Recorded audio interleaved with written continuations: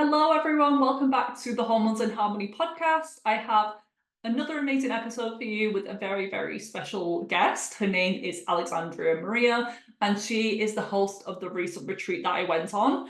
And today was just an amazing chat. We got to catch up. We got to go a little bit deeper into her story because the retreats are all very focused on the people going. But I wanted to know a little bit more about Alex because she's such an inspiration. I've heard her on several podcasts. She has her own podcast, but this was honestly a chance for me to ask my selfish questions for her. But these types of episodes are always well received because people also want to know this type of stuff. So we covered a few different subjects. We covered Alex's journey from the corporate world into what she does today as a manifestation and business coach, podcast host. It followed her own breakdown, so she covers that. We talk about the benefits of in-person work versus online. We both love both of them. They both have benefits, but I could honestly feel a real difference this time in person. And I feel like a lot of people are wanting to do more things in community, and I highly recommend doing so if you're able to. How she's able to regulate her nervous system and be able to guide so many people through their healing and through their own emotions, but hold space for them and do that with grace, but stay strong for them. And we cover her difficult pregnancy journey. She struggled with severe nausea and sickness, the condition HG, and she gives advice on that condition if anyone else is going through that. We've not actually covered that on the podcast yet, so I'm really grateful that she was able to share. And she then had a pretty difficult labor and recovery from that. So she's been through it and she's come out the other side even stronger, and she sees everything that life throws at you as just another way to go deeper into your healing. And we cover all sorts of things. I can't wait to get into it. But before we do, let me introduce you to Alexandria Maria, the powerhouse business and manifestation coach and podcast host. She is absolutely taking the world by storm with her unique approach to helping women unlock their limitless potential and enter their upgrade season. Alex is known for her no-nonsense, authentic style, and she has garnered significant attention from major media outlets, including the BBC World Service, the Telegraph, Daily Mail and Forbes. Her expertise in guiding individuals to achieve wealth, freedom, happiness, and success, all while doing things their own way, has captured the imagination of women. She is the host of Its Upgrade Season, which has launched at number 17 in the podcast charts. Amazing achievement. This is not just your typical self-help podcast. It's actually a movement for those who refuse to settle for the ordinary. Here you'll find the small shifts that create huge upgrades. Remember, it's not about waiting for the right time. It's about realizing that every season is an upgrade season. Let's get straight into the podcast with Alexandria Maria. And if you don't already know her, you're going to love her just as much as I do after this. Hello, Alex. Welcome to the podcast. I'm so excited to have you. Thank you. This is honestly such an honor to be here, and I'm so thrilled to get to catch up with you again. So yeah. I know it's been a few weeks since the retreat, and I've just shared how much I loved it, and I've done a specific podcast episode all about it. I could have done about 10 with all of the benefits and breakthroughs and things that I learned, but I then wanted to have you on to share a little bit about your perspective, why you love retreats so much, why you're so good at them, and any other upcoming ones, because people are asking, but I don't want to just share my retreat, because I know you do some different ones, maybe like businessy ones versus the one that I did, which is the manifestation. This is the chance to share all about that and for people to get to know you a little bit more. So to start off, I think it would be a good place to just share your journey. And you started off in the corporate world, and now you do business coaching and manifestation and spirituality. So I would love to know that whole journey for those who may not be familiar. Yeah, I'll give you the whistle-stop tour. Yeah. So I think I had a pretty traditional upbringing that I was really taught that creating academic success would create personal success. So I really went for it in school to perform academically, A levels, did my degree, got my business master's. And at that point, I still had absolutely no idea what I wanted to do. I had actually run off to an ashram for a month, which was very, very kind of like out of character for me. I was into yoga. I was like, I'm going to go to an ashram for a month. But I came back and I was like, I couldn't even comprehend being a yoga teacher could be a career. I was like, I need to get into the business world. And for lack of a better option of knowing what to do, I decided to become an insurance broker. I had a few friends that were doing it. It looked a lot of fun. It looked like a lot of drinking and lunches. And at that point in my life, I was like, excellent, I can do that. So I went into the insurance world and very quickly started to realize that I wasn't happy, really. I think if you'd looked at me on the surface at that point in time, you would have said I was a very happy person. I was very sociable. I was out a lot. You know, I had things going for me, so to speak, but I felt like there was always an undercurrent. It was like the swan that looks quite graceful on the surface, but underneath they're pedaling quite fast.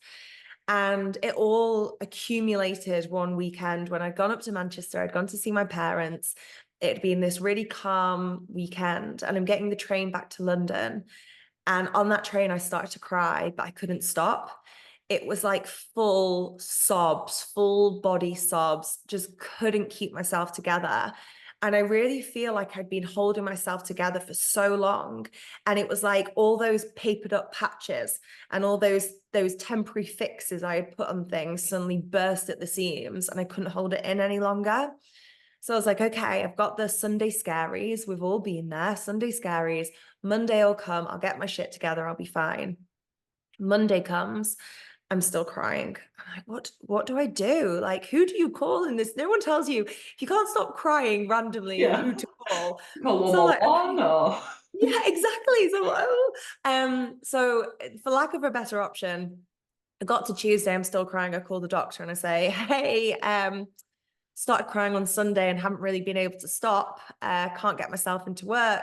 What do I do? And they said, well, come in. And I went to the doctor and they signed me off with stress. And I was mortified. I really prided myself on being that person who just had it together, you know, performed well, performed no matter what was going on. And I reached this point where I just couldn't do that. And at that point, I really had to face myself. I went home.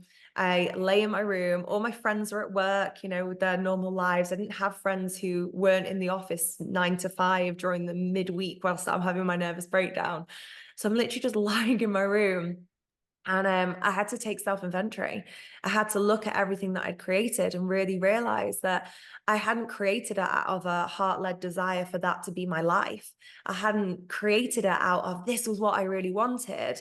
I'd created it because I'd always been told that that was the way to create success. But I realized at that point, success didn't equal happiness for me. And I really needed to discover what happiness was for me. And that's what really sent me on my journey, the journey of how to be happier, how to really manifest, how to listen to myself and to my desires. And from there, I actually started my first business. It was a food business. It was a health food business. So it was a chia seed, refined sugar-free jam. And I did that for a while and then realized I was doing a health coaching qualification in the background, which was combined with life coaching. And when I was going through that process, again, you've got to take a lot of self-inventory. You can't you'll know this, you can't do a qualification without you going through the process yourself. And as part of that, I realized, you know what, I actually really want to work with people and I really want to help other people who have felt the way that I feel. I don't want any woman ever crying in the toilets at work again. I want women to be creating these wildly fantastic lives that I know that they're capable of. And that was my whistle stop journey to what I do today. wow, that's so amazing. And have you always worked in person with people or did it start online? Do you know, it's really interesting. No one's asked me that before. And I actually started a lot in person. Mm.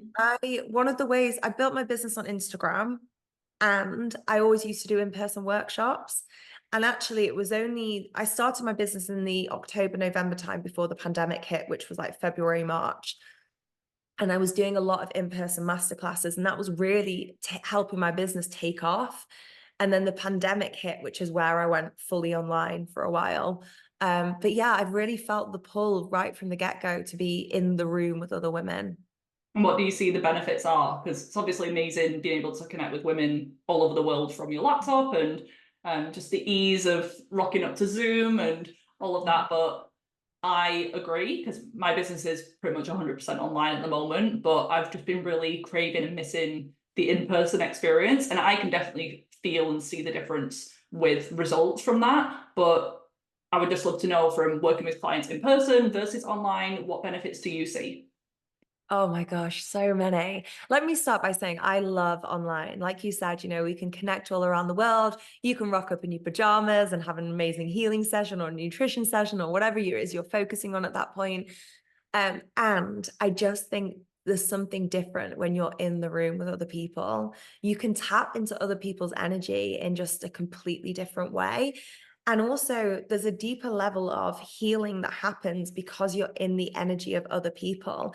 It might be that you feel something that someone else is sharing and realize there's something that needs healing within you for that. There's also just the ceremony and the magic that we can create from it.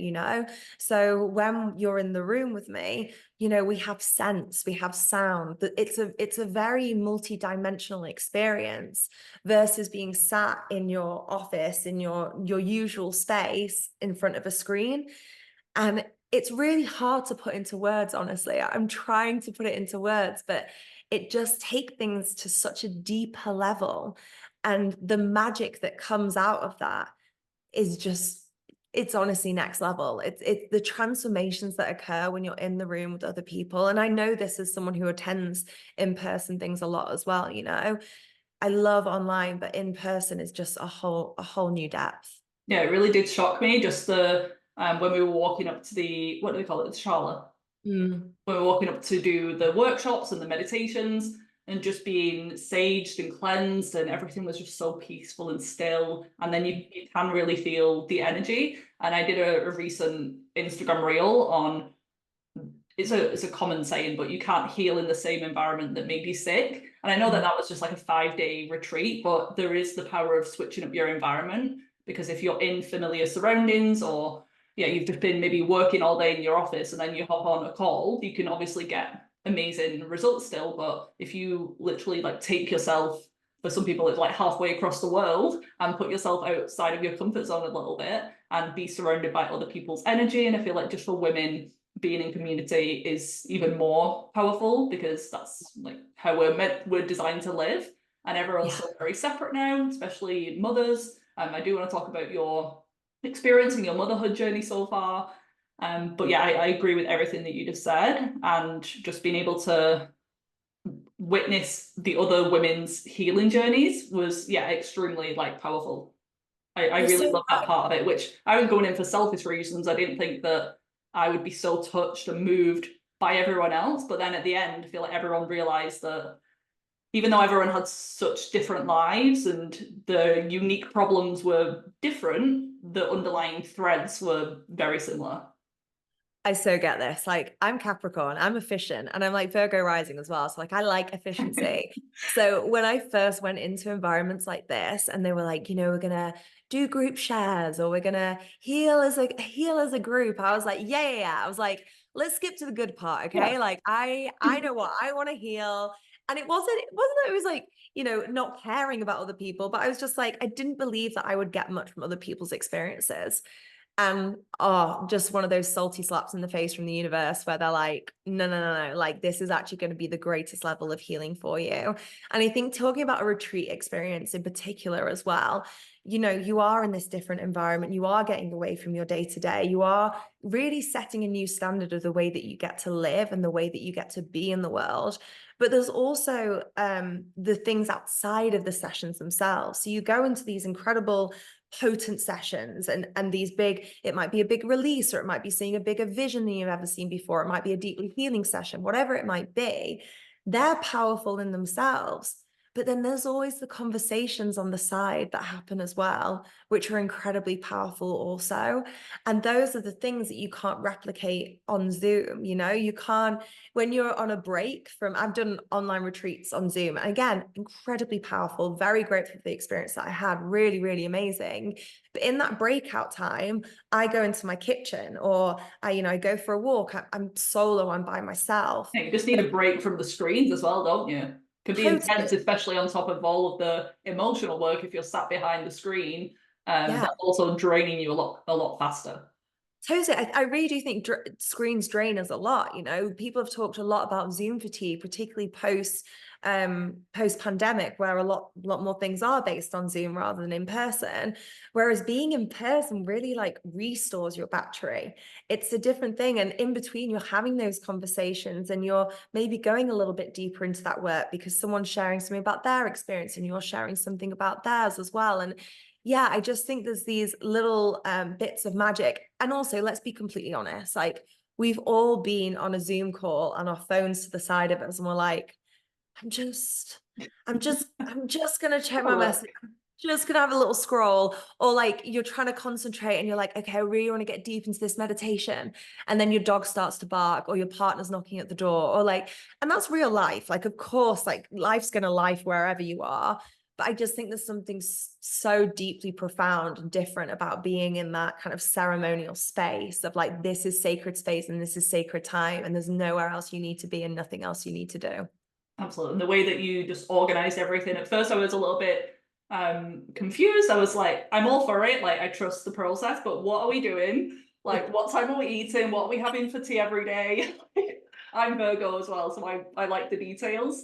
But Yeah. you said that you have some sort of schedule and framework in mind, but it's for a reason that you don't share it. It's because you want to listen to the feedback and how people are and not be set on this rigid schedule and maybe be more feminine and flowy and trusting to change things up if like we did a few times, didn't we? You said like we're having this session, then we changed it, we moved it. And so I just actually really enjoyed that part. And even the meal timings were very well thought out. I can tell that you've done this like a lot now and you know what you're doing. The fact that we had like a big brunch in the morning and then a big meal at the end.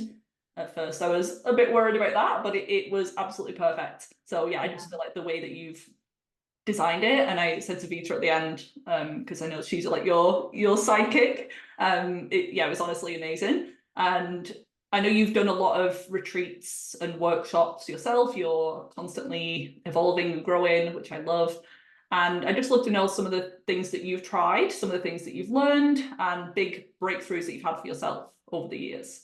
I just want to speak to that quickly because I was really nervous when we were doing brunch and big dinner. I was like, I'm hungry. Like I need to Yeah, make same. sure But there's I was enough fine. food.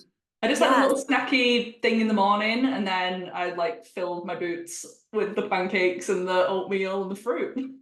But we made sure of that. I was like, there needs to be snacks in the morning. If people are hungry in the morning, there has to be snacks available. And then there was 3 p.m. cake time as well, which was a highlight of my day every day. Yeah. So like I was one of the things we're always very keen on. And this is my Greek blood. I'm like, there has to be enough food. There's got to be lots of food. People can't be hungry, like things like this. So, and just the schedule thing as well, like that can spin people out a little bit. And I want to just speak to that for a moment. And, you know, it's not that we shroud it in mystery. You know, if anyone's like, no, I really need the schedule, I'm happy to give it them. And we gave you on the WhatsApp a couple of days, like the loose schedule.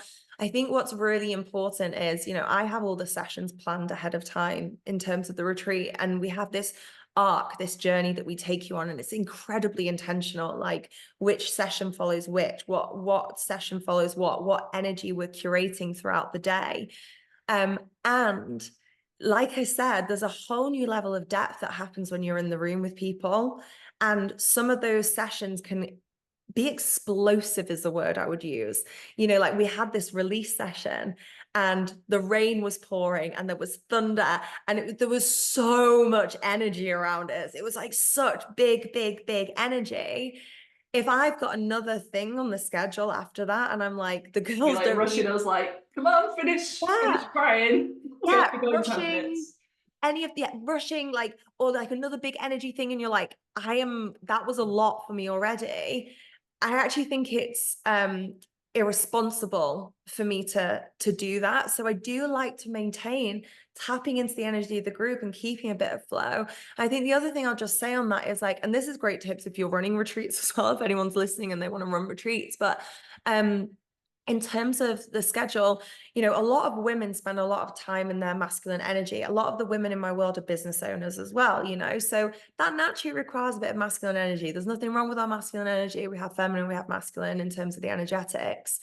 But often and again, because I have a lot of business owners or people who are mothers and running their household or whatever it may be, there's a lot of structure in their lives. There's a lot of like timing and calendars and things like that.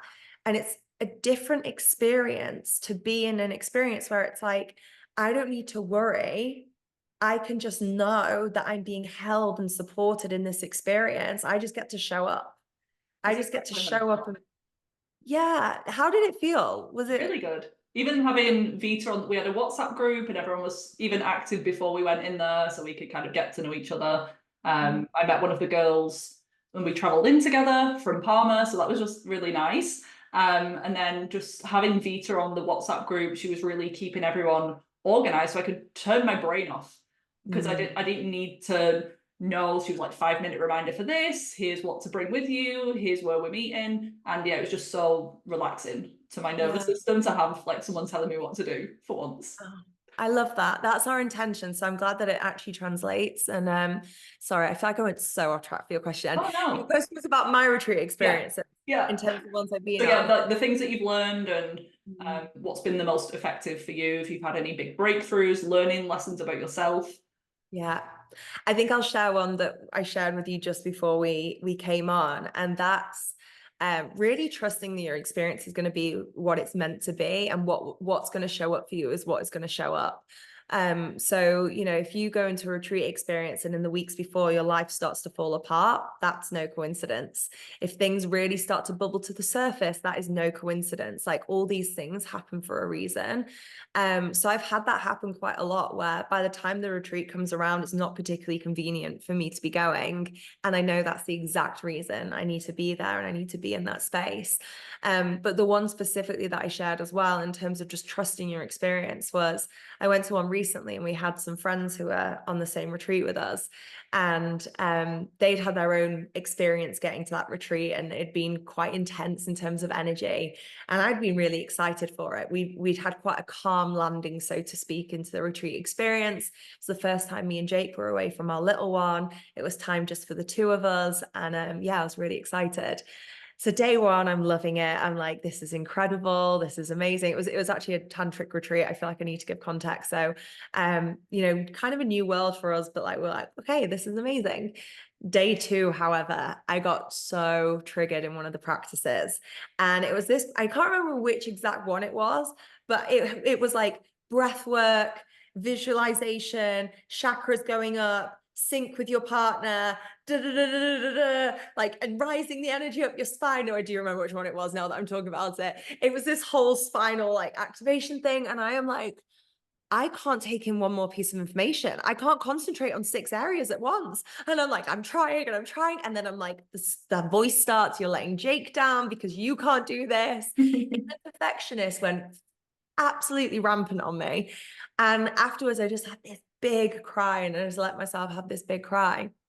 And it was perfect. Like, I think people think, and I want to extend this out of retreats as well, like just being in a healing process, on a healing journey, whether it's your health, whether it's something mental or physical or spiritual, you think that it needs to look and feel a certain way. And actually, if you can just honor what comes up, that's exactly how it's meant to be. And I really got to sit with my imperfectionist and like, where has she been showing up when it comes to our physical connection and our emotional connection? Where am I feeling that I need to be perfect for my partner? Where am I feeling I need to be perfect for other people? Where can I just trust that like me doing my best is enough? And I've already shared a bit of my journey already. You can see why that's something that I always think I've you know, uncovered another layer, and I have, but then there's layers to these things. So it's like, oh, a new layer that I got to work with there. So yeah, I think that would be the biggest kind of tip, and like the biggest thing I've had is like, expect the unexpected, and really just be open to the experience that you're having, because the experience that you're having is the perfect experience for you. So true. Same with my health journey.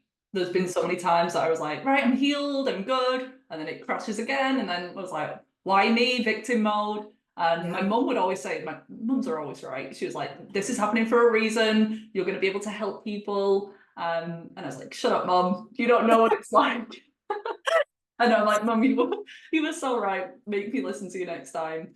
And yeah, it's all worked out, like my own health journey, having to learn about different conditions and be in the depths of despair. I can now relate to clients when they're going through a rough time.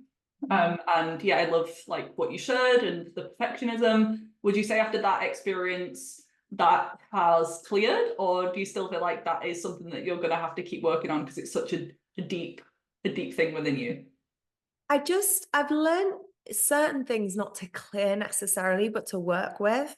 I really recognize that that's a part of me, and working with these different parts. This relates to one of the practices that we did actually on the retreat, but like I see this as part of me. Like I have a part of me that is a perfectionist.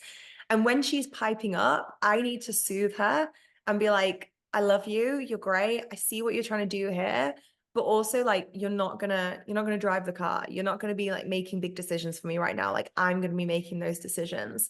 So I feel like I've learned to soothe her a lot more. And again, naturally, it's something that then showed up when I got home, because it was like our house was chaos and we had these practices to do. And it's like, how can I show up to that when things aren't perfect? You know, if I don't have the perfect ceremonial space. And that's something that I get to keep working on, you know, like I love curating spaces and I love creating magic, but how can I also just keep showing up for myself even when things aren't perfect? I'm sure you have it the same, you know, with like health things, in terms of if you can't eat the perfect meal, you know, how can you still show up and go in with an attitude or a mindset of like this meal gets to nurture me in other ways? You know, there's just always degrees, I think, of the ways that we can meet experiences that can shift the experience itself. But how do you know if, because something that happened on the retreat as well for me was that as I said at the start, I went in thinking that I wanted to work on one thing and ended up being that I needed to release the past. And we did this powerful meditation that was like a chakra meditation as well. And that was the end of the release day. And I had this visualization of that past version of me with chronic illness and playing small and like being really restricted. She was literally being dragged away. She was like waving by, but I was still very emotional. And I remember asking you, because you were always very like curious and sensitive, like, how are you feeling? Is there anything you still want to work on? And I just said, I feel like it might have cleared and I feel better, but I'm still very emotional and I still feel a bit triggered. And you said that you might not need to let go of something fully. So I'm just wondering, how do you know when, like what you said with the perfectionism, it's part of you and you should just learn to manage it and soothe it, versus it's maybe a trauma response that you've had, something that you can actually let go of? And then with my thing, how do you know whether something should be completely cleared and released from the body versus it's still there, but it's not as problematic? Love this Yeah, question. how do you know like whether something that you keep needing to work on or something you can actually fully let go of, is what I'm asking. Yeah, I totally get this. So my perspective is we're talking almost about three different things there. So one is an identity piece. So old identities, who we believe we are and how we show up in the world, I think are things that we can let go of. So past versions of ourselves and past behaviors that kept ourselves safe. So for your example there was a past version of you that wasn't well, that was sick, that wasn't feeling good, that had all these things. That past identity, that version of you is not a representative of you now. You know, you're healthy, you're thriving. Obviously, as with all things, we get to continue to work on things, but like that is really the identity of who you are now. You're ready to go big and share this amazing message with the world and all the rest of it. So that, I would say, is an identity piece. Trauma is, I'm not a trauma expert. I've done a lot of trauma work and I've done trauma-informed certifications and things like that. The way that I would easiest, is that a word? We'll make it a word. The easiest way I would describe trauma is a present moment trigger, but it's related to a past event. So you're feeling what you felt in the past in the present, even though the past isn't in the present right now. That is something that needs to be worked through in terms of mind and body. So really working through, I think there's a lot of mindset work you can do with triggers there. You can, for example, just taking a moment's pause and recognizing that you're in trigger rather than going straight into reaction. Things like this can be really healing, but it's really healing to work with the nervous system as well. So clearing things somatically from the body, that could be through things like breath work, but also just noticing what physiological state that you're in and then working with that. So if you're in a freeze, it might actually be doing some gentle movement. If you feel like you're struggling to breathe or something like this, it'll be really like slowing and calming down and focusing on the breath as examples. There's a lot of nuance to that. And then the third piece there is the perfectionist for me is an inner child. So that's a reason why I don't necessarily say I'm like getting rid of her. I grew up thinking that I needed to be perfect in order to receive love. And I can see that as an adult now and see that wasn't the reality. My parents loved me. They wanted the best for me. But the way that I interpreted that with my child mind was, I need to be perfect. I need to get good grades. I need to succeed and excel at everything, or I am not going to be loved. So when that part of me shows up, it's my inner child. And that's why I kind of soothe and nurture her. I think there has been an identity piece there as well of the perfectionist, but I think in terms of letting that part go on my own personal journey, that was my nervous breakdown in my corporate career. That was the moment where the perfect girl would have gone back to work and continued to work on. I remember when I handed in my notice, my boss saying, I thought I was going to work for you one day. He really believed in me, and I was good at my job. I passed my exams quicker than anyone else on the grad scheme. Even the grad scheme I got 5 offers from all amazing firms I got to pick. I negotiated a 10 grand pay rise in my first year which was a third of my salary. It was a huge a huge pay increase in the first year of work. And I was succeeding in that perfectionist energy. And that moment was saying goodbye to the perfectionist as an identity that I held. Because at that point, the perfectionist, like I said, she would have showed back at work. She would have carried on the career ladder. And instead, I quit my job with no proper plan, gave him my notice.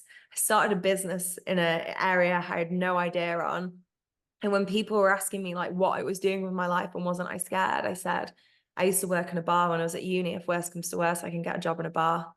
And that was genuinely what I had to lean on. And it was so alien to me. It was so alien to embody this identity of just like, I'm going to give it a go.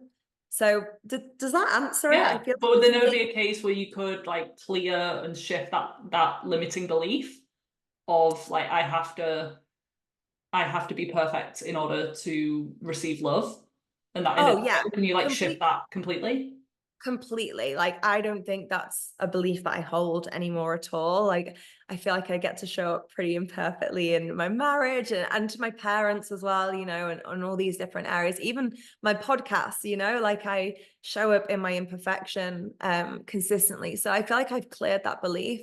I just recognize that there's just a little part of me that I keep in my heart that felt that she needed to be perfect, and that sometimes does show up, and I can just love on that piece. I feel always like going to be working on things. We're never going to be fully healed and never struggling with anything, never stressed. Yeah, I think I really struggle with this idea that's propelled of fully healed. I think it makes us believe that we get to the top of the mountain. Like, say healing is a mountain, like you get to the top of the mountain, you're fully healed. I don't think we ever get to the top of the mountain. I think we get to enjoy the journey up the mountain because, you could be fully healed health-wise, for example, and then something freak happens, and all of a sudden you're dealing with an injury or something that's happened health-wise, and you've got to go on that journey again. Or you can feel fully healed in terms of confidence, let's say, but then you get given an opportunity that is so big, so exponential, that actually you feel a bit nervous.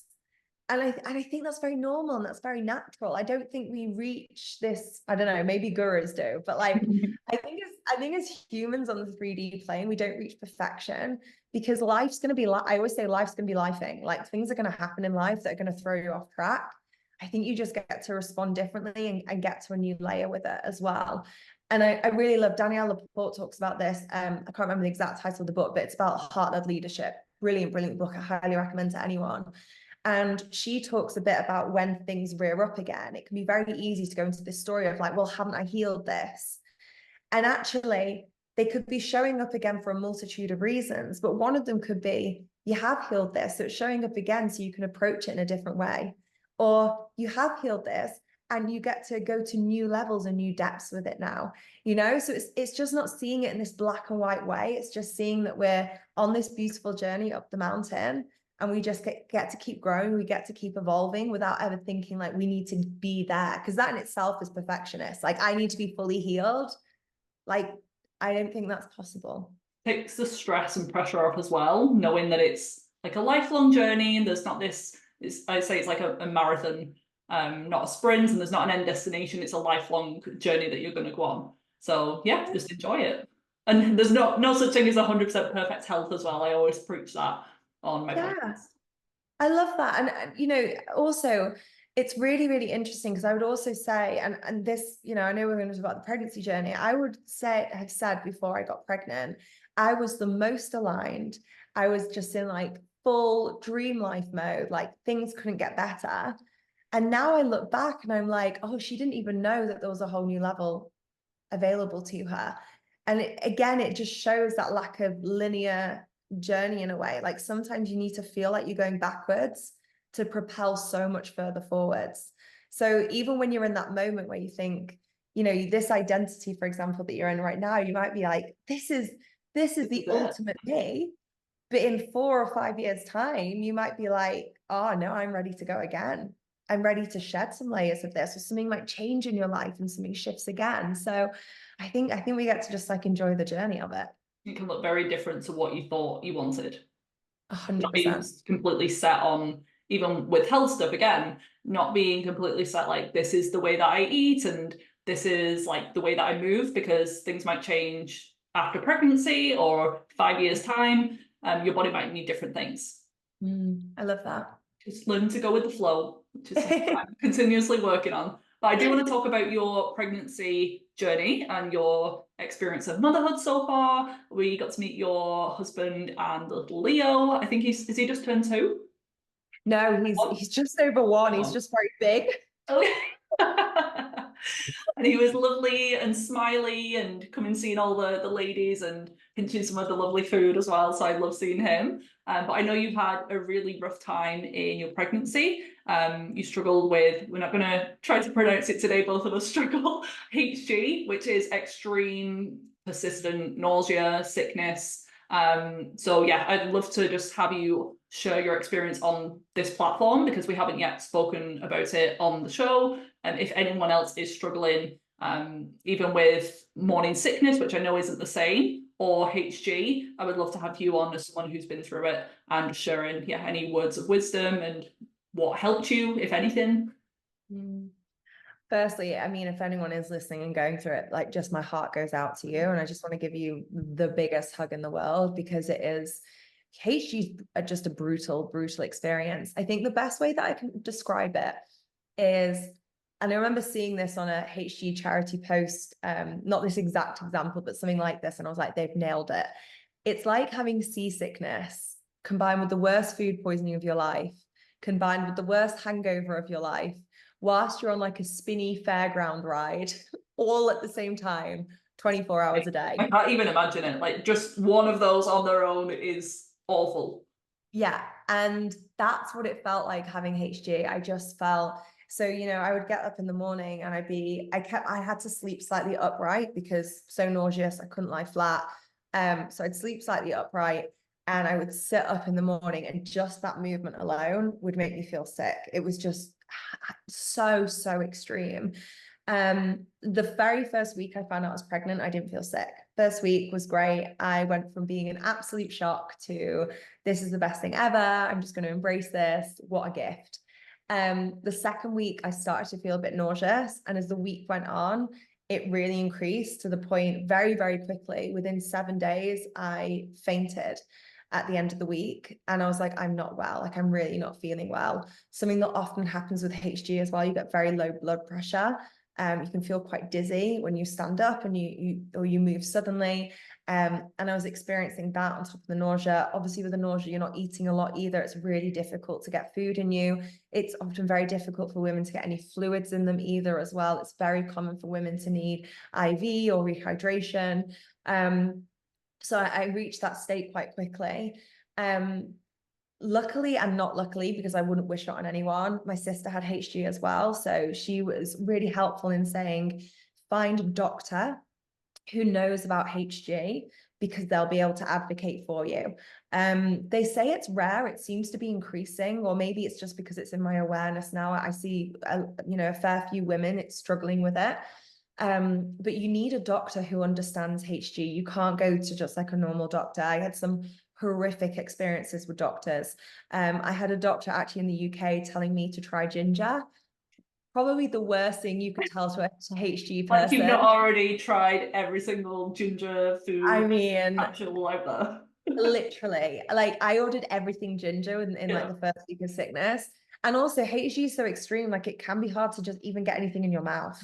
I had a lot of days where I couldn't physically get something near my mouth because as soon as it like touched my lips or touched my mouth, or I could even smell it, I would gag. Yeah. So, it's very, very extreme. So finding a doctor who actually understands it. And yeah, just, I would love to say that I found things that worked, but I honestly think you just need to do what you need to do for HG.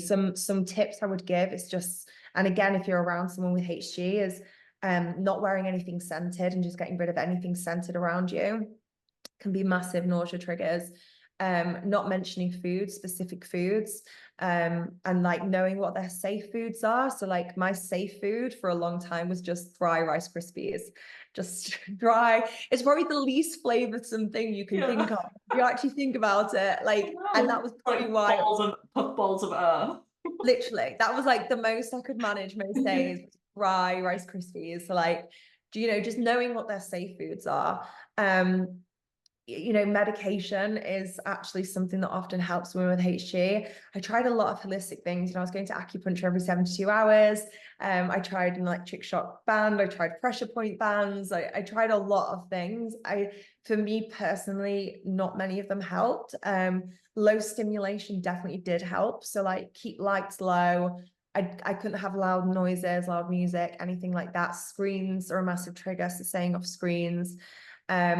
But honestly, I think for the first couple of months, it really is just survival mode, just really getting through and taking it hour by hour and day by day, and just knowing that, it does pass. It is a very extreme experience. And if you are supporting someone through it, just, really knowing that. And if they're not showing up, just like honoring that and loving them regardless, and maybe just popping them a message saying like, you don't need to respond, but I love you and I'm thinking of you.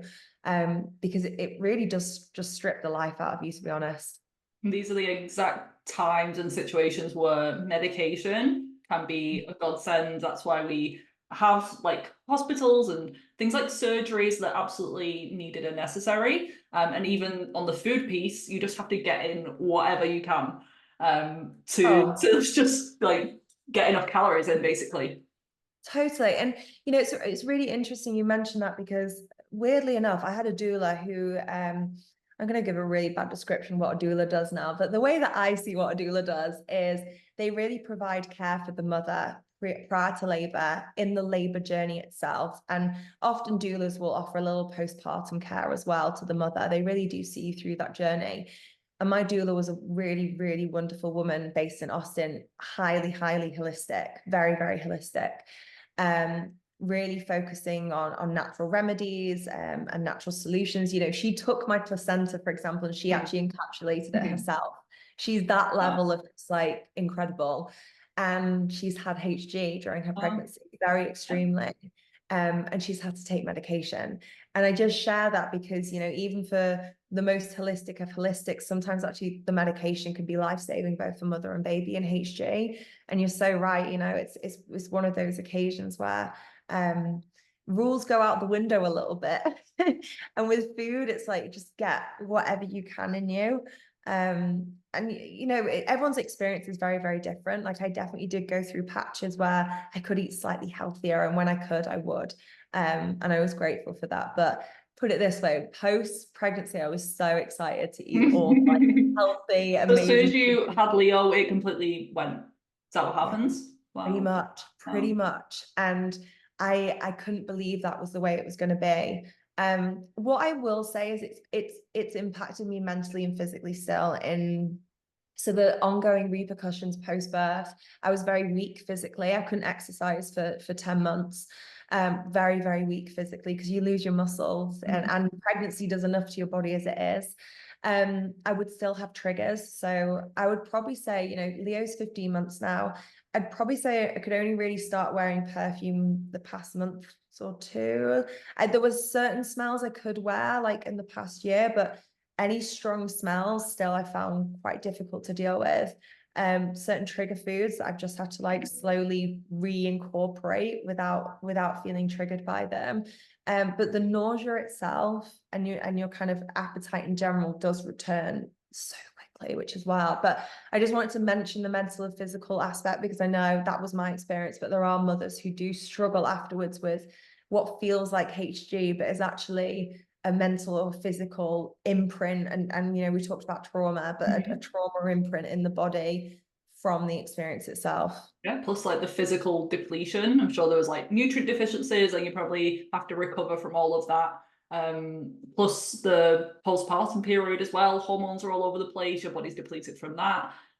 So yeah, it's going to take Deplete from time. that. It's good that the nausea kind of relieves, but you're probably still going to end up fatigued and just not feeling yourself for a little bit afterwards. Yeah, I really do want to speak about that and normalize that as well. You know, I had a 10-pound baby and a cesarean after a 63-hour labor. So, you know, you're not meant to lift your baby when they're 10 pounds and you've had a cesarean. And I was already weak. So I had this super heavy baby. I'm already weak. You deplete, like you said, I was breastfeeding. That depletes your, as amazing as it is, that depletes your body as well because you're giving your nutrients to your baby. It's a lot on a woman's body. And like, I think it's really a time where you need support from people like yourself as well, where it's like, what are you deficient in? How can you really, you know, support your body to rebuild? And how did you, yeah, what are some of the things that you've done to help on that mental side? And also physical, like rebuilding yourself physically? Because I know you had some complications with the C-section as well, where you were left paralyzed for a Yes. short period of time. Yeah, that actually wasn't from my cesarean, that was from my labor. So I had nerve damage during labor. Again, super rare. I joke. So Leo got injured during my labor as well, and I got injured during my labor, and I had this you know, rare sickness in pregnancy. But I like to say that he's like a super special baby because we had all these rare things happen to us, which It's felt still pretty. worth it. Well, it Everything felt that pretty you went amazing through. at the time. Yeah, it's all worth it. But yeah, I had nerve damage during labor. So I was actively pushing for 4.5 hours and Leo was stuck on my pelvis, which is how he got injured as well. And they were moving me around a lot to try and release him. He was stuck on my pelvis. During some point during those movements, I can't remember when exactly, you know, I'm on day 3 of labor. I haven't eaten in probably 2 days either. I'm weak and I'm tired. And I can't remember which exact position I was in, but I remember afterwards, I said, I can't feel my left leg.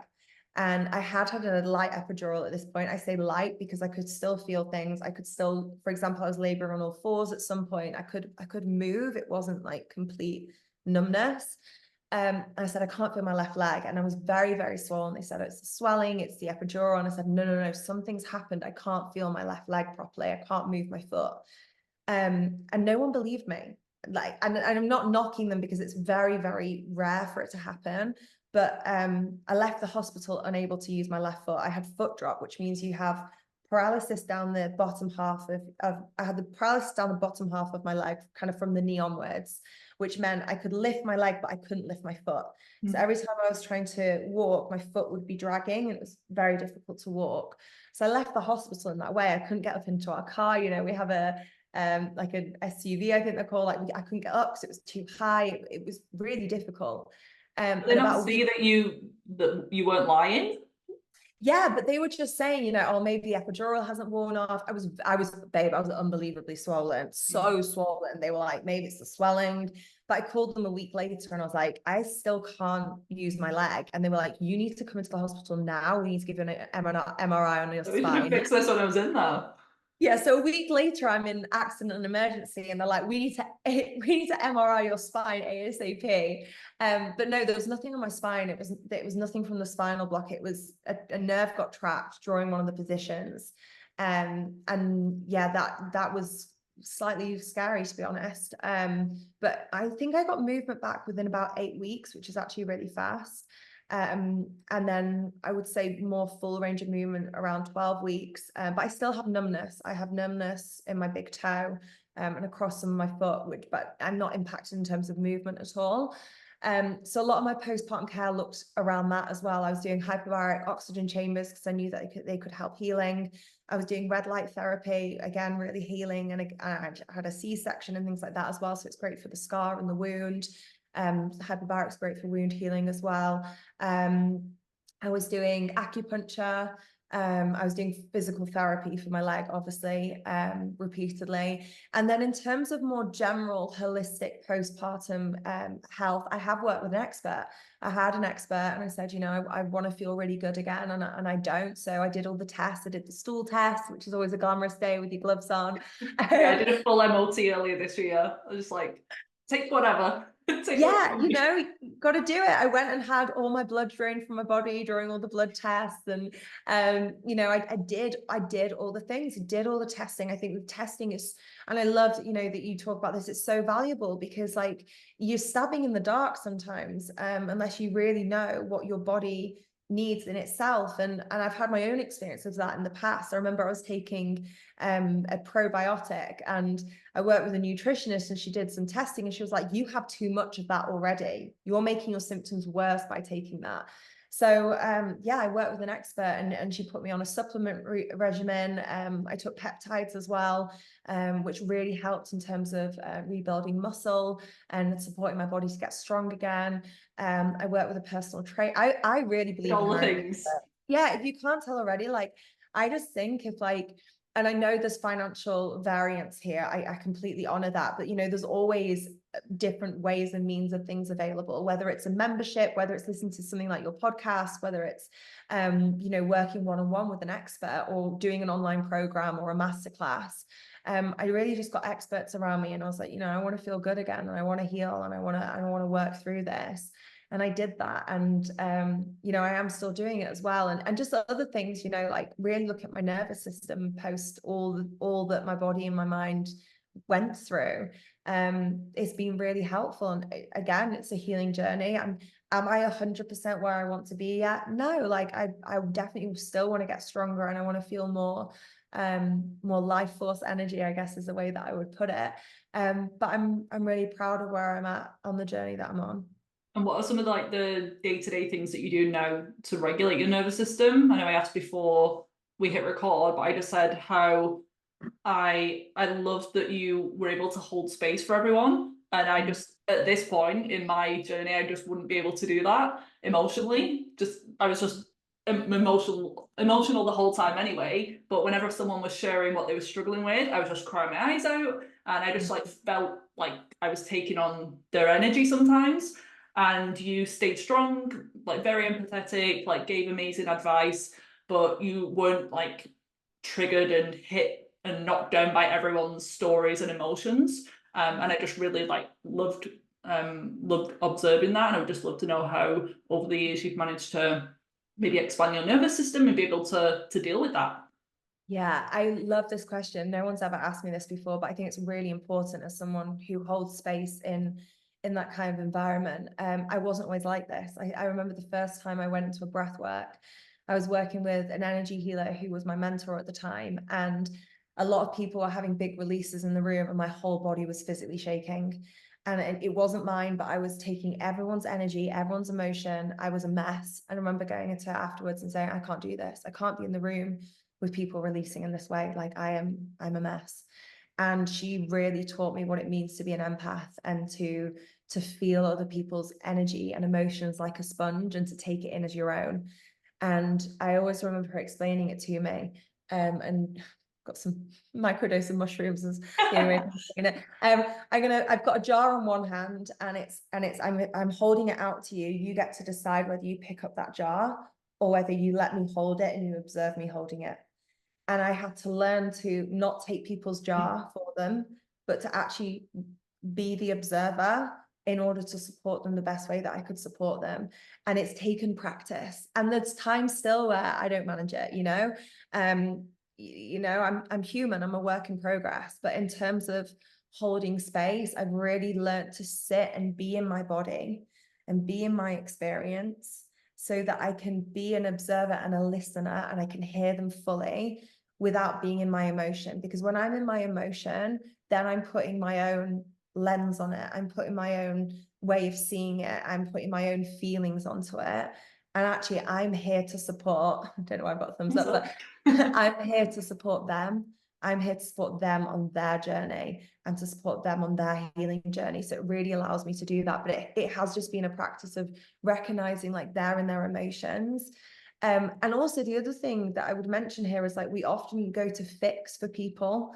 And again, something I'm still working on. But, you know, and interestingly, I'm not always as good at doing this with friends. I have to practice it with friends now, because if I'm not in an official space holding place, if someone's crying, you rush to touch them. You rush to soothe them. Now, soothing someone is a beautiful thing to do. And where are you trying to fix it for them because it's helping you feel better? And where are you also not allowing them to be fully in their body and fully feel what they're feeling? So like often, with trauma and shaking, if first thing we do when we see someone having a panic attack and shaking is tell them to stop, but that can actually block the trauma processing. but I mean, I think just in general, if someone's having a somatic release, their body's going through an experience. I would say a panic attack is quite an extreme version of that, in terms of like you've gone way out of your window of tolerance at that point. Your body is in, you know, a panic mode. But particularly in a session where someone's crying, for example, that's something that needs to be felt in their body. And one of the best ways, even when you're actually dealing with trauma, one of the best ways that you can support trauma release is like really feeling into an emotion and being present with it and allowing it to be there in many ways. They say in order to heal, you need to feel. So really allowing that to happen. If I'm going in and touching you straight away, I'm taking you out of your body because you're focusing on feeling me instead. So it's even just little things like that where I've just had to learn to hold back a little bit in order to support someone actually better in their process. And really allow them while still feeling my heart. It's not that I have no empathy or Yeah, no there were a couple of times where you cried. Mm. So that was nice to see that obviously you want to know that someone has emotion, and Capable of just like crying. just like watching everyone crying all the time. Like it was nice to see that you felt it, but you also don't want to be somewhere where they're bawling their eyes out, probably as I would be unless I do more work on it.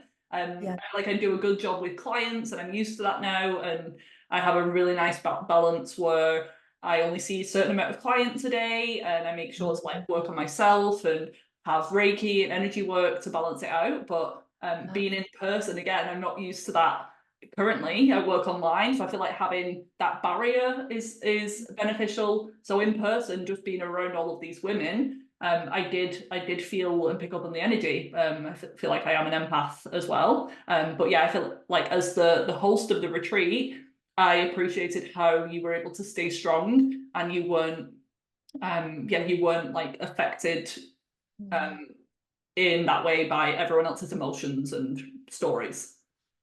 But just reflecting that back to you as well, you know, like you were a guest on the retreat, and I think that is a different experience. And I do just want to say that because like even now, I mean, probably 6 months ago, I was in a room with a lot of people having big releases, and someone had a huge trauma release, and it was this cry of just pure terror let out through the room, and my whole body started to shake. But I think you're also in a different space slightly as a guest. You're not holding the space as much. You're working as well, and you know what the plan is, and you're not like going through these things actively with us. So yeah, that does make sense. but you're allowing yourself to be held in that space. And I think that does activate a different energy as well versus being the space holder. But like the last thing I just want to mention on that, like I think you made such a good point there. I love the way that you've set up your work life in terms of breaks and balance and like not being in sessions all the time. But you know, if you are holding space and you're taking everyone's emotions, that's not sustainable. Like you're going to burn yourself out, because if you've spent the day, you know, going through the whole spectrum of emotions constantly with everyone, you're going to need to lie down on the floor at the end of the day and you won't be able to get back up. And I've been there.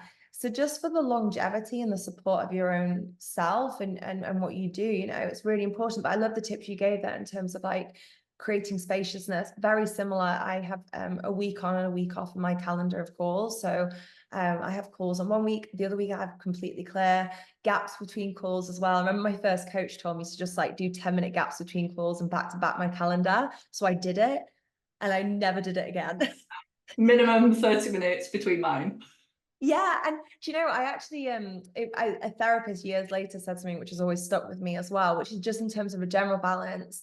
But she was saying, you know, if you spent 2 hours on Zoom, you need 4 hours off Zoom. Oh yeah, I've heard that. And, For every yeah, hour at least that you give to someone, you should have that minimum back, like given to you, yeah, where you're not something like energy work, where you're not doing anything, you're just receiving.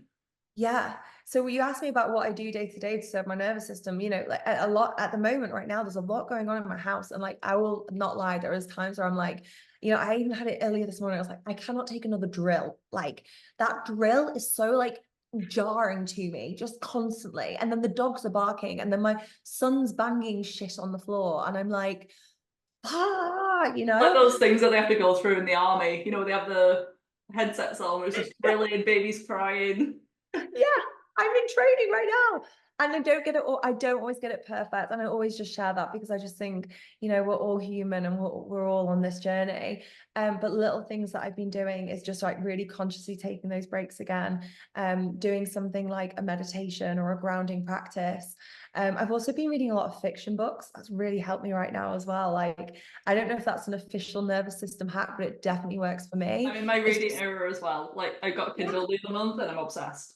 It's just so calming. And Yeah. like, you know, it's not work related necessarily. And it's just a real like allowance of, you know, reading slows you down as well. It's not like fast images on a screen. Like you're reading, it's very mindful, you're very present, you're very focused.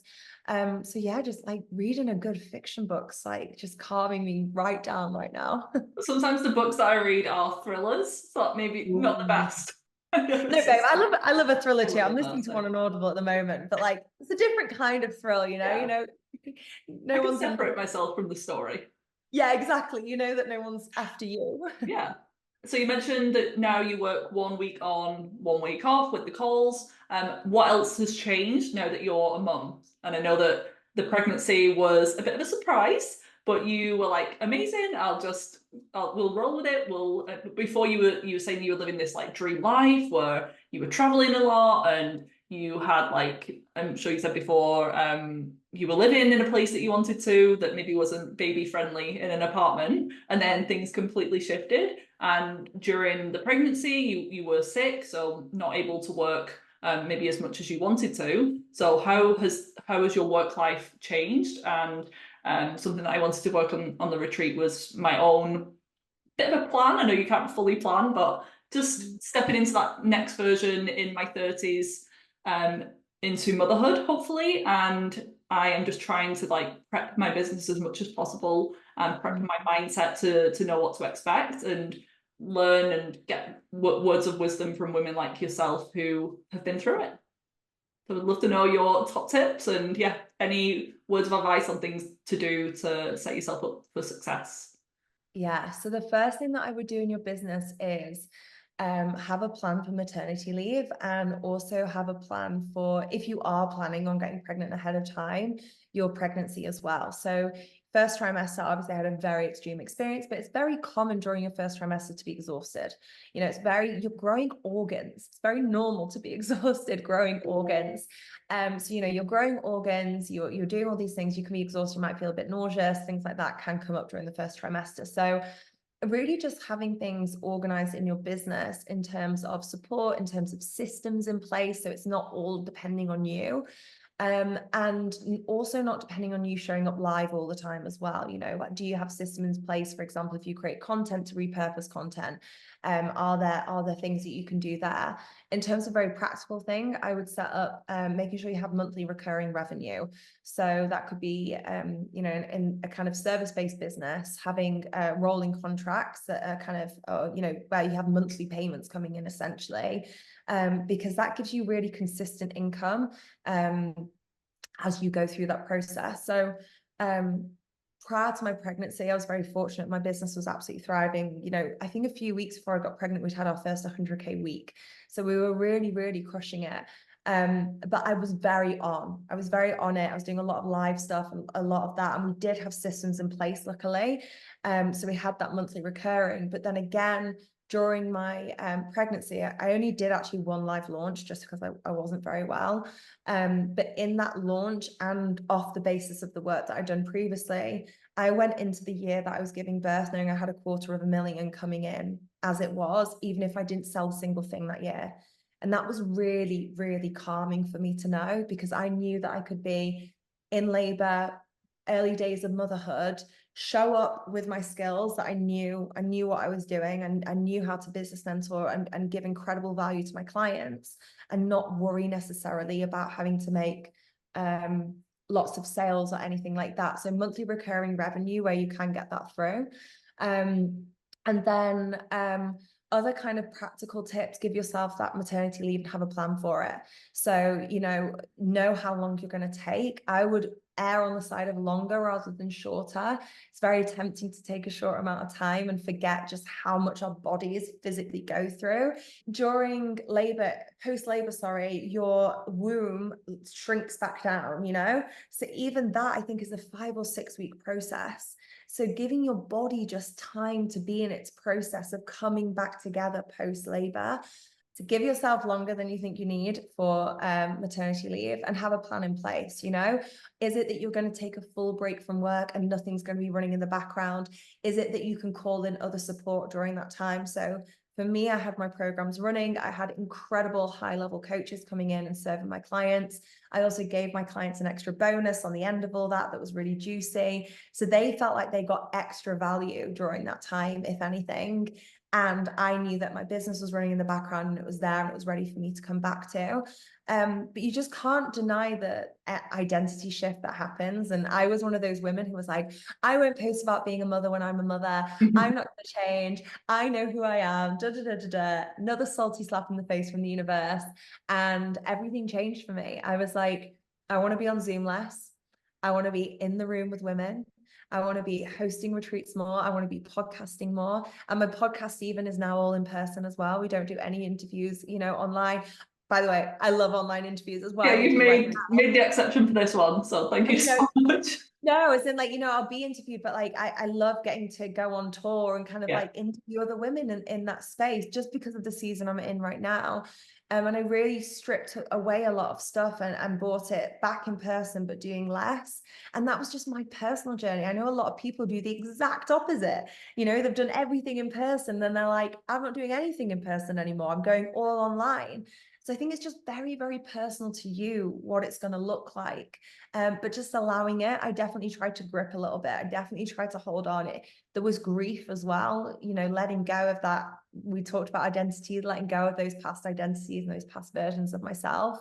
But I feel on the other side, there's just so much exciting stuff. There's so many exciting things to come. So just enjoying your motherhood season and everything that it brings up for you.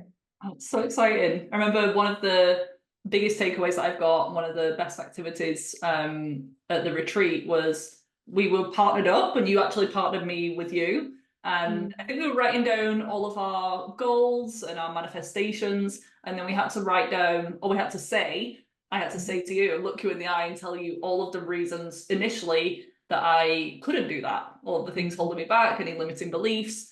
And then we would switch it and then do another minute or 2 minutes, just non-stop, just keep talking until the timer goes off. All of the reasons that you can do it, I could do it. And you reflected back to me at the end and you said, it was really interesting to see, because when you were talking through all of the things, all the reasons why not, you were constantly looking back at your paper and you were just just struggling to remember like what you actually wrote down. And then when it came to all of the reasons why you could have that, I didn't look at my piece of paper once. I didn't look at my notes, and I was just rattling off all of these reasons, and I found it so much more easy to do that. And I didn't Yeah. even realize. So yeah, I felt like that partner work was really powerful, and just helped me to see that I know I can do these things, but we just have these stupid limiting beliefs holding us back. And when you actually see them on paper, even just writing them down, these thoughts that we have in our head, you're like, oh, that's a load of rubbish. Here are the reasons, here are the 10 reasons that I can do it. And here are the things that I've achieved before that maybe I thought I wouldn't ever do. And here's the evidence that, yeah, you can do that difficult stuff sometimes. So And I feel like you're the evidence for other people, you know, like the journey that you've been on is just so incredible. And it just shows that like even the things that you think aren't possible are so possible. And I'm sure there's a past version of you who was at the start of a health journey who never believed like or thought you couldn't believe that you would be here. But there's a much bigger part of you that knows it's possible and is like, we're gonna get there, babe.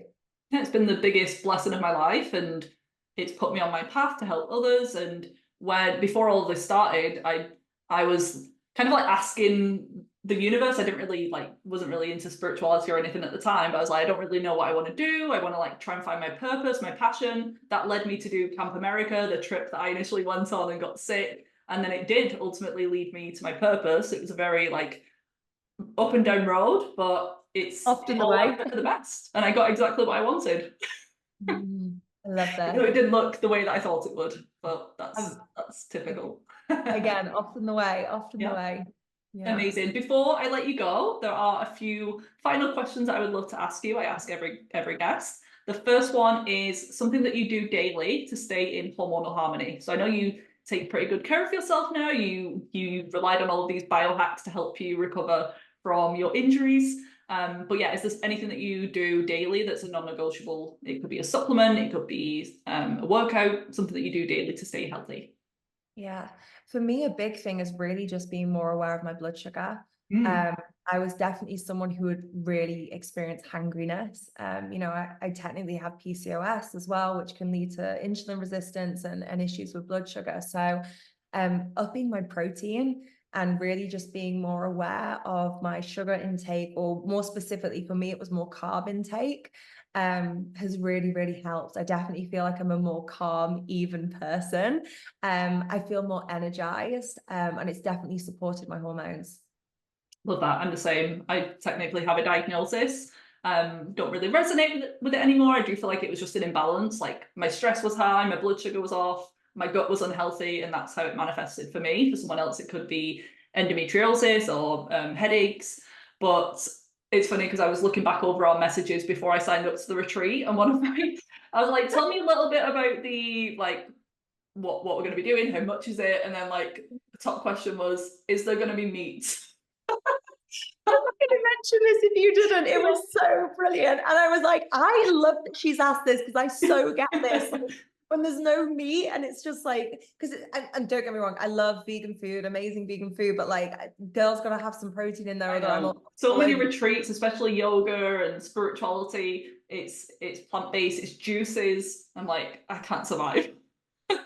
I was like, I love that you've asked this question. Yes, there will be meat and As soon as you fish. said yeah, I was like, okay, painful, let's go. I love this. Best Let's question book the ever. flights. Second question, speaking of your book era, your the phase that you're in at the moment, loving books. It could be fiction or non-fiction, it could be related to a subject that we've spoken about today. But do you have a book recommendation for the listeners? Ooh. Okay, a book that I absolutely loved, if you haven't read yet, a fiction book, is Lessons in Chemistry. Really brilliant. And if you're more of a TV girly, Apple TV actually did a really brilliant adaptation of it as well. Oh. And then a non-fiction book. Oh, that's a difficult one. I feel like Untamed is the one that's coming to me as well. I think for women in particular, just that real remembering of who we are. I think that whole book just feels like a remembrance, which is really powerful. Amazing. I'm excited to read both of those. Is there a product that you couldn't live without? Could be a gadget, kitchen appliance, supplement, skincare Mm. product. I call myself a bougie minimalist, and that I don't like having lots of things, but like the things that I do have, I like to be nice. So there's probably a couple of things here I feel like I couldn't live without. Right now, I would say it's probably like skincare, like good skincare. I'm using I don't know how to say it, which is really embarrassing, Augustus Beneda or something. It's like blue with like a gold cap. They do this cream, which is called the rich cream, but I've got the light version because my skin can't take really rich stuff. And with all my hormones being all over the place, obviously, naturally, I've tried to like support myself naturally. But I was breastfeeding, I stopped breastfeeding, so that threw my hormones off again a few months ago. And my skin was really, really angry. And this cream has just been so calming for it, so gentle. It feels like really loving and nurturing. So I definitely say that cream. And then in terms of a supplement, I would actually say Glossy at the moment. It's one of my friend's companies. It's a little supplement stick that you put in your water. And the reason I'm just loving that at the moment is like I do struggle to drink water. I love water, but I'm one of those people who will get really dehydrated and be like, damn it, I left my Stanley in the bedroom and I haven't drunk any water all day. So it really helps me have like a little ritual in the morning where I like put my Glossy in my water, and then I'm making sure I'm like really hydrating at the start of the day. So I'd say they're probably quite basic. I've got a lot of research to do. I need to check out all of these products. Skin I feel cream like the and skincare, just because I've been through the ringer trying to find a routine that works, I'm not going to be influenced. I need to stick with my basic minimal routine because I've tried so many things. But yeah, supplements, the books, I'm going to be on a little internet stalk after this. I love this. And then the very final question is, where can people find you, your work? And if they're interested, I'm sure they are, if they listen to this, in your retreats, what do you have coming up for the rest of the year? Yeah, so I'm podcasting over on its upgrade season. It's all about small shifts, huge upgrades. I'm over on Instagram, probably more than I should be. I am Alexandria Maria. Send me a DM, say hi. Like I said, I definitely hang out on them more than I should. And then in terms of retreats, yeah, we've got a Tulum retreat later this year, which is it's going to be so magical. We've held it in this space before. We have a private villa right on the beachfront. It's in the biosphere. It's very secluded and stunning. And it's going to be the upgrade season retreat. So we're going to be focused on different areas of your life, and we're going to get juicy. So we're going to talk about love, sex, relationships. We're also going to be looking at health. We're going to be looking at lifestyle, vision that you have for your life. We're going to be bringing in some manifestation. So that's going to be incredible. And we actually bring in some really incredible practitioners for that one as well. I've been to Tulum a lot. I lived there for a little bit as well. We're building a house there. So we've got a lot of incredible people who come in. So we do like a traditional Mayan ceremony, which is a sweat lodge, which is always like a rebirth in itself. The Mayan ceremony takes place in this lodge that actually represents the womb. So it's incredible. And then we have the manifestation retreat again next year in Mallorca.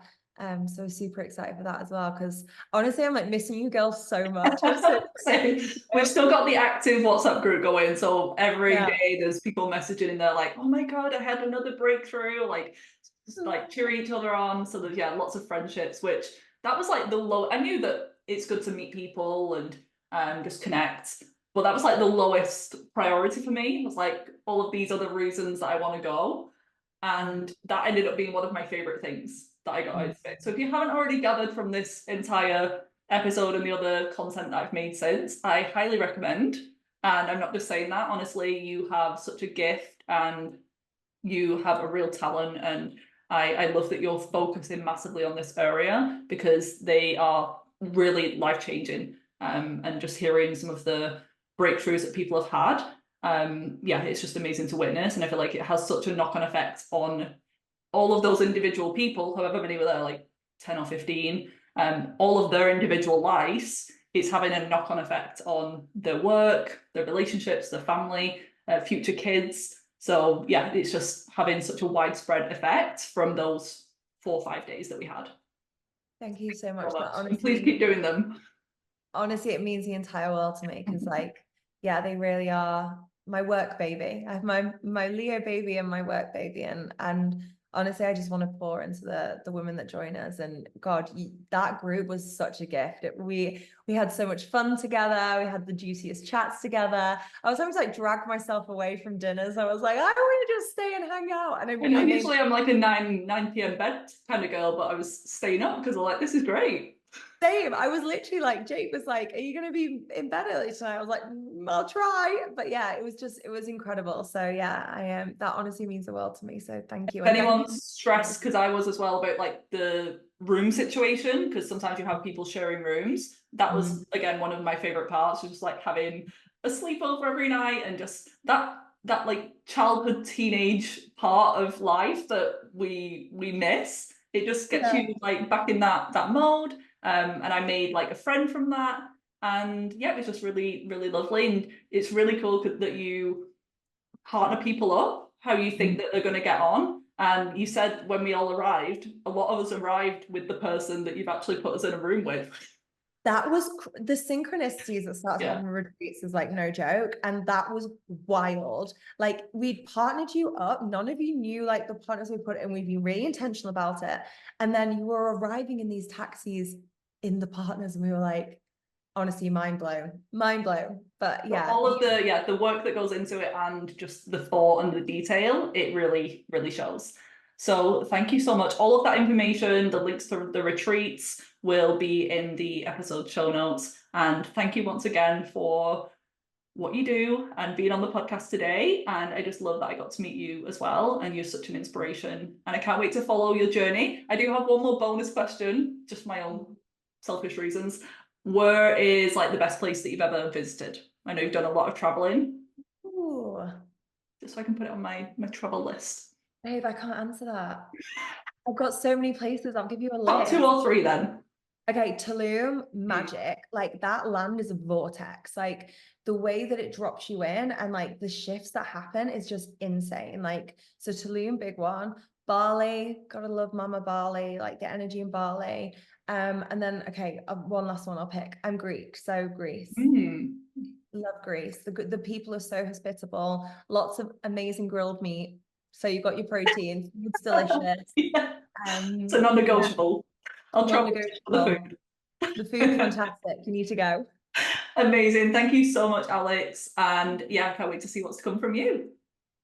I really hope you enjoyed this episode. If you did, I would love for you to leave me a rating and review on your podcast app, as this helps to support the show and it allows it to reach more people with this valuable information. Come and say hi over on Instagram. I'm at Viva Natural Health. And if you haven't already, check out my website, vivanaturalhealth.co.uk, for tons more free resources and to discover how I could support you further. I currently offer one-on-one consultation packages if you want my top-level support, then more affordable group programs and self-paced online courses. So there really is something for everyone. Enjoy the rest of your day, and I'll see you back here next week for another episode.